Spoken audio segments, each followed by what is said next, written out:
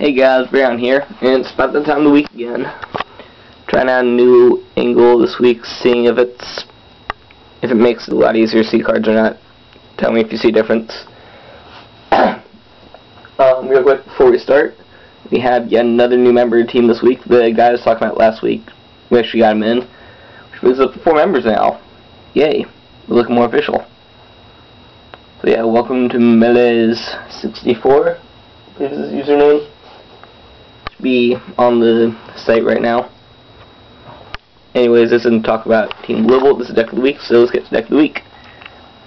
This week, I am bringing the first new version of a Dragon deck.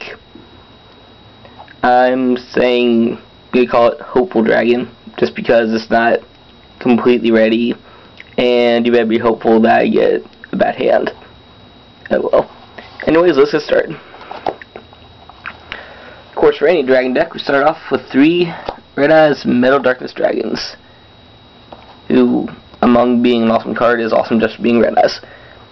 His ability, for all you people that have never seen Dragon deck, one new Dragon decks before, is basically you can special summon him by removing a dragon from your side of the field, and once per turn he can bring back any dragon from your graveyard or from your hand at no cost whatsoever.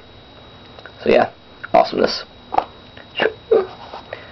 Skyscraper's Northras. Like I said, this isn't a full Dragon deck just yet. I'm missing a couple things from my build, quote unquote.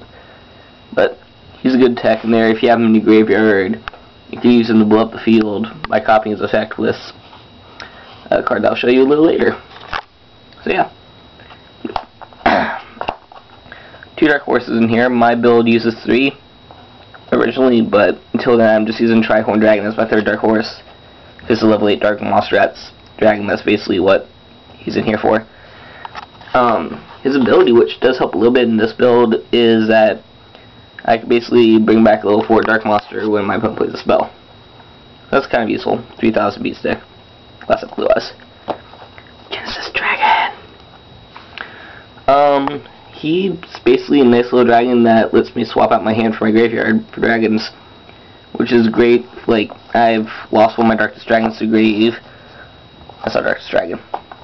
But I lost one of my Darkest Dragons to grave. I could ditch some awesome dragon, bring him back to my hand, then remove him from play, special summon him, and then start the loop all over again. So he's a pretty cool guy. 2 Red Eyes just because I'm a Red Eyes person and I have to run these. Get to non-tributes. Got 3 Wyverns in here.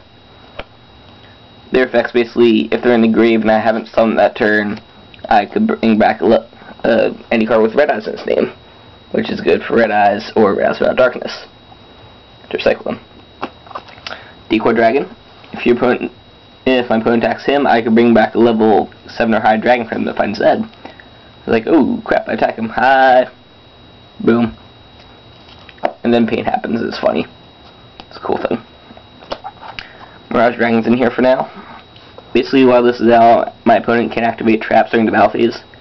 So that's really good to stop stuff like Mirror Force or Negate Attack or whatever crazy stuff people are using nowadays. Armageddon Knight. Like I said, we're getting into Dark Horse actually affecting stuff in this deck. He lets me bury any Dark Monster whenever he's summoned. And that includes being special summoned by the effect of Dark Horse. So he comes out, bury the Northras or bury a dragon for my Red Eyes to get back next turn.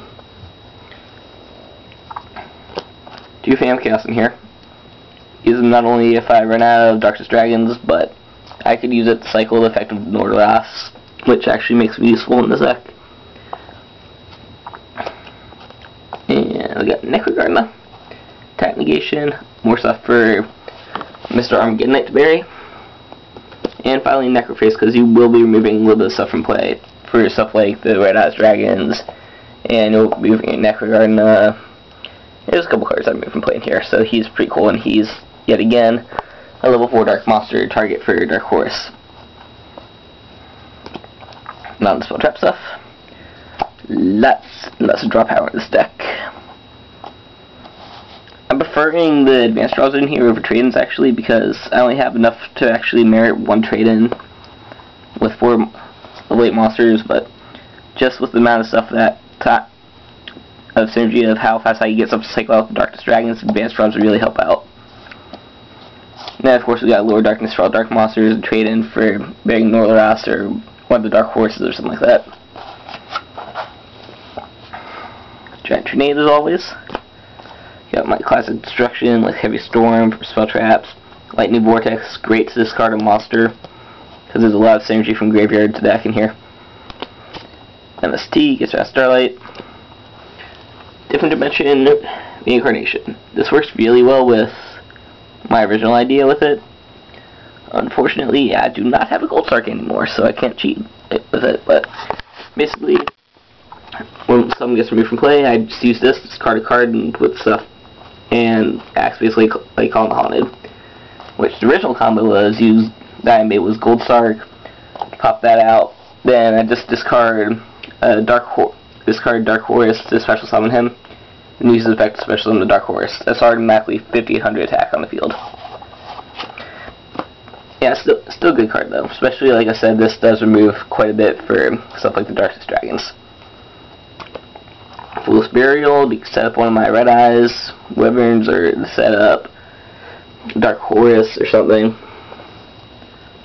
My buys the Shield Protection. Of course, we get to my staples in a deck: 2 Roars and 2 Econs. Great attack negation, really versatile, really chainable. Prepare for Different Dimension. As I keep on saying, there is some removal in here, so this is really cool to help set up no DK, especially if you're using combos to remove stuff like Genesis Dragon or your big dragons or whatever. You're going to be removing a lot in this deck, so this helps step up DKs. Treasure Tribute, just because this is a little bit of a luck stacking deck, it's better to have this just in case. Call of the Haunted for revival, and once again, Bottomless Trap Holes for removal. That's about it for right now. I know there's the Blue Eyes variation going around with the Cards of Consonance, but I only have one Cards of Consonance, and I don't care about Blue Eyes. I already remember actually running Blue Eyes deck in Japan, but I'm not. I'm the Red Eyes man. As I said, this is kind of the prototype version. My version still needs a lot of the cards that I'd be putting on my want list if I was doing some trading right now.